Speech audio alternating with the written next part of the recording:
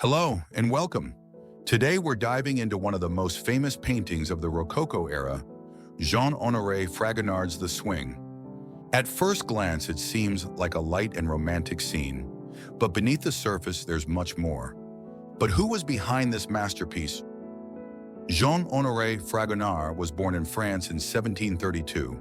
He was one of the great names of the Rococo era, an era that loved light colors, ornamentation, and playfulness. Fragonard was known above all for his ability to capture a moment, a joyful, sometimes slightly erotic mood, and make it almost magical. His career flourished, but after the Revolution, tastes changed, and he was eventually almost forgotten. But back to the painting itself. The Swing was completed around 1767. The situation is simple, but at the same time full of details. A beautifully dressed young woman swings in the middle of a lush garden. She is wearing a pink silk dress that flutters in the air.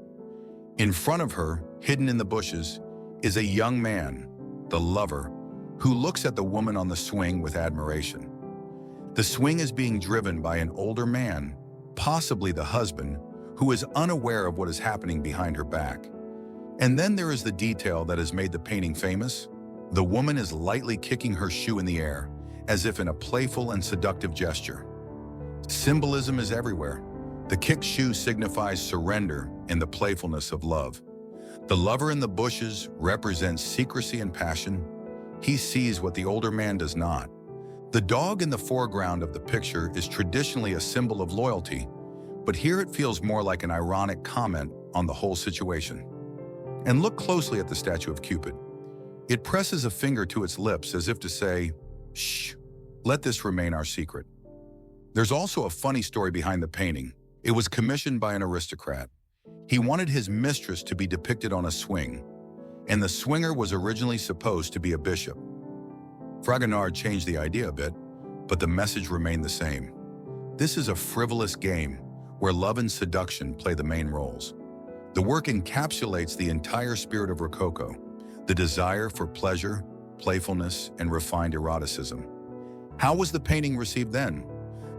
For its contemporaries, it was a perfect reflection of their own way of life, light, carefree, and full of sensuality. But after the Revolution, when the atmosphere changed, it was seen as a symbol of decadence and depravity. Today, the situation is different. The Swing is one of the most famous works of the Rococo period and can be found in the Wallace collection in London. And did you know this painting, over 250 years old, has even influenced Disney animations? When the studio was designing the film The Two Flies, its art director, Glenn Keane, looked to Fragonard's Swing for inspiration. It shows in the film's soft colors, use of light, and romantic garden scenes, as if the spirit of the Rococo had been brought back to life through animation. And finally, a few things you might not have known. Fragonard was an incredibly fast painter. He could complete a large work in just a couple of days. Yet his reputation plummeted so badly after the Revolution that he spent his final years almost forgotten. However, the Swing has survived and is still loved today. In 2021, it was restored, and its original bright pastel colors emerged again, as if the painting had come to life again.